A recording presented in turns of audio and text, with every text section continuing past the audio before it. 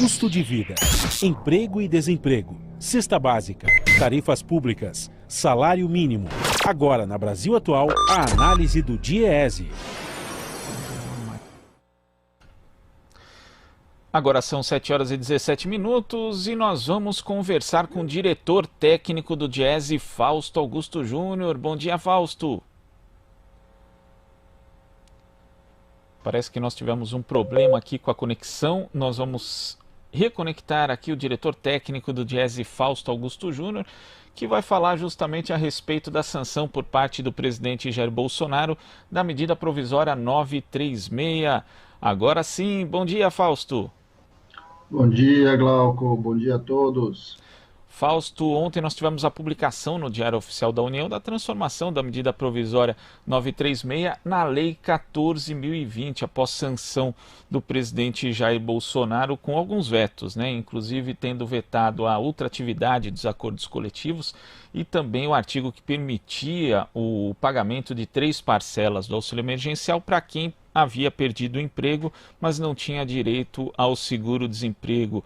Como é que você viu a sanção dessa MP, Fausto, que permite, na prática, a redução de salários e também de jornada? Bem, Glauco, acho que aí a gente está vendo um pouco para onde o governo aponta, né? Primeiro que, de qualquer jeito, é importante que tenha tido a sanção e é fundamental que agora a gente vá para olhar ali quando é que vai ter a prorrogação, em especial do caso da complementação salarial que está prevista no 936 para os casos de suspensão de contrato e para o caso de redução de jornada. A 936 foi um longo debate dentro da Câmara, um longo debate dentro do Senado.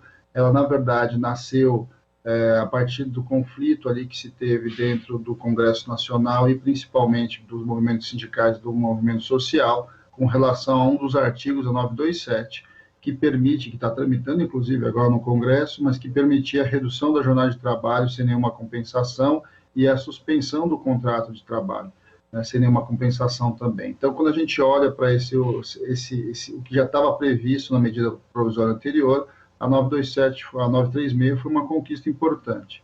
Por dentro do Congresso Nacional, que a gente assistiu, e aí com um trabalho fundamental aí do relator, na época na Câmara, o Orlando Silva, foi uma melhora e a colocação de alguns dispositivos importantes na medida provisória. Um deles é a questão da ultratividade.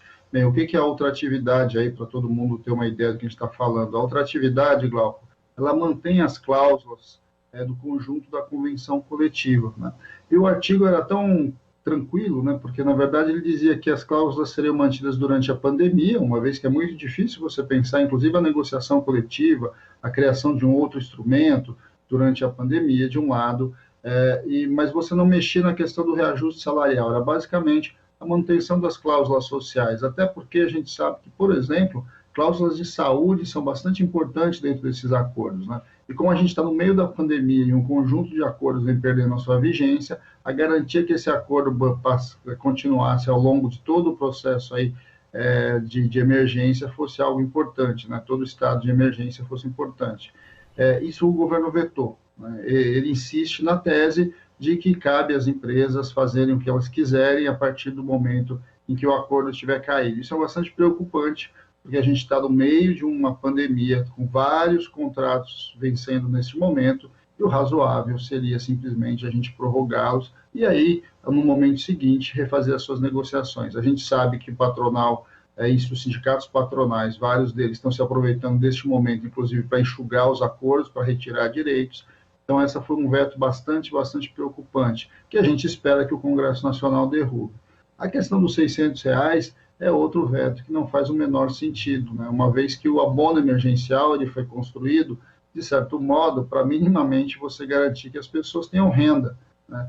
E o que estava previsto na emenda nada mais era do que você garantir R$600 de uma forma que aqueles trabalhadores que ao acessarem, que não podiam acessar o seguro-desemprego, porque ficaram um tempo muito limitado dentro daquele seu emprego, ele tivesse acesso ao abono, o que é muito razoável, porque se ele tivesse desempregado, se ele tivesse informal, ele estaria acessando esses R$600, pelo que está na proposta original lá do abono. Agora, como ele se empregou e ele sai desempregado, ele não pode acessar nenhuma coisa nem outra. Então, é uma coisa bastante preocupante, uma vez que coloca uma quantidade relativamente grande de pessoas sem nenhum tipo de renda. Eu acho que isso foi, de novo, uma enorme insensibilidade do governo para aqueles que precisam minimamente da renda. Mais uma vez, ele está olhando só para a ação fiscalista. Eu acho que isso são coisas bastante importantes. E o terceiro item que foi discutido, que teve acordo com o governo, tem um conjunto de setores aí que minimamente pressionaram, era a renovação da desoneração da folha para um conjunto grande de setores que termina agora em julho, e que é a medida provisória prorrogável. Então, significa que ele também está retirando isso. Eu diria que esses foram, na verdade, teve mais vetos, viu, Glauco? Teve um conjunto grande de vetos sobre a 936, e, no caso, esses talvez sejam os três mais importantes ali que têm chamado a atenção de todos nós. É bastante complicado, a gente espera que o Congresso Nacional se reúna em breve para votar os vetos. O Congresso Nacional tem poder de derrubada desses vetos, ele pode derrubar os vetos do presidente, e nós esperamos que o Congresso Nacional se coloque mais uma vez. É bom lembrar que, no caso da 936, todos esses itens que passaram, de alguma forma, tiveram negociação com o próprio governo e com a própria equipe econômica. Você não vota uma medida provisória, passa ela, com apoio, inclusive, em vários... A própria medida provisória foi aprovada pela bancada que apoia o governo. Então, a pergunta que a gente faz, mas não se cumpre acordo nesse governo? Eu acho que essa é uma outra questão também colocada, viu, Glauco? Como é que você pode, de fato, operar ali uma plena relação entre poder executivo e poder legislativo, uma vez que os acordos que são feitos em relação às medidas provisórias, em relação às legislações que estão tramitando, quando chega na mão da presidência da República, ele não cumpre esse acordo. A gente já tinha visto isso lá na gestão Temer, com relação à reforma trabalhista, em que havia um acordo com o Senado de uma outra lei que resolvia vários problemas da reforma trabalhista, e essa lei não foi editada. Então, o primeiro acordo lá atrás já foi descumprido. O que a gente vê é que neste governo, inclusive, e neste governo vários outros casos, a gente viu inclusive com derrubadas de veto do presidente recentemente por parte do Congresso por conta disso.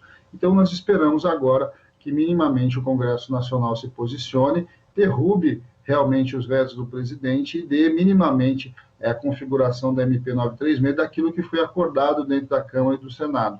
Eu acho que é razoável que a gente caminhe para isso, uma vez que cumprir acordo é o mínimo que se espera de uma relação democrática entre os poderes. Neste caso, nós estamos falando aí principalmente da ultratividade e do abono emergencial, que são dois elementos fundamentais para a gente encarar essa crise, atravessar o período de pandemia e minimamente sair com as coisas mais ou menos organizadas para o pós-pandemia, Glauco. E cabe aos parlamentares justamente fazerem valer esse acordo que foi feito lá atrás, derrubando os vetos do presidente Jair Bolsonaro. Agora, um aspecto que é pouco tocado também, pouco comentado, né, Fausto, em relação aos impactos da MP 936, é em relação às férias ao 13º, já que esses valores recebidos durante a suspensão de contrato não entram nesse cálculo. E a empresa também não é obrigada a recolher nem o FGTS, nem o INSS. Ou seja, é algo que o trabalhador também tem que colocar ali na ponta do lápis, porque é um prejuízo futuro. Sim, é um prejuízo futuro, isso sai ali dentro do processo de negociação. É bom lembrar que a 936 permite algo um tanto quanto que não faz lá muito sentido, que é essa negociação individual. Os acordos coletivos, Glauco, que foram feitos pela 936, a grande maioria, de alguma forma, buscava criar um mecanismo de compensação disso, porque a medida provisória, ela também permite que você tenha ali um abono, né, uma complementação à própria redução, né, e que esse abono, na verdade, esse abono complementar, ele não incide em cargos sociais, ou seja, para a empresa também é interessante poder fazer esse abono. Então, é possível você fazer um acordo coletivo em que você garanta o mínimo de perda para o trabalhador.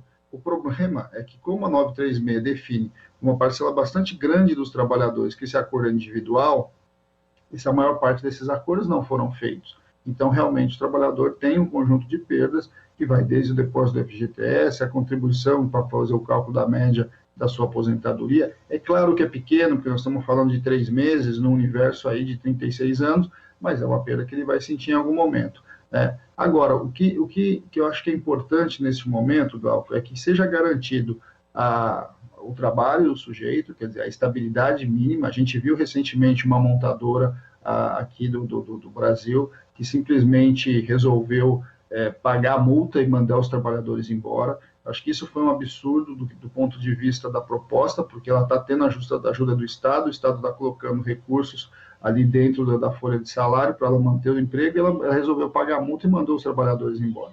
Essa era algo que a gente já havia denunciado na MP. Você devia colocar estabilidade mesmo, a empresa devia ser proibida de demitir no período e no período pós, e a gente está no meio disso, Glauco. A gente vai começar a assistir agora como é que as empresas vão lidar com essa questão, porque várias empresas agora estão acabando o período de suspensão, outras estão acabando com o período de redução da jornada. O governo diz que vai prorrogar, mas não prorroga, ou seja, fica nessa momento aí de dificuldades da gente entender para onde vão as coisas, estão postas. A gente vai acabar vendo um processo de... Temos aí uma falha na conexão com o Fausto Augusto Júnior. A gente vai tentar aqui fazer a reconexão. Ele que está falando a respeito justamente dos impactos da MP 936.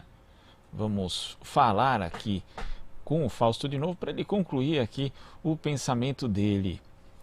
Vamos tentar aqui fazer a reconexão. Lembrando que a MP 936 ela se tornou lei 14.020 ontem, por conta da publicação no Diário Oficial da União. Oi, Fausto.